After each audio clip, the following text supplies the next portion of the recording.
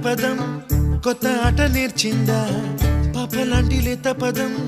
పాఠశాలగా కూనలమ్మ జానపదం పల్లె దాటి వచ్చిందా చవళిల జానతనం పాట చూపగా కుంచెలో దాగే చిత్రాలు ఎదురొచ్చేలా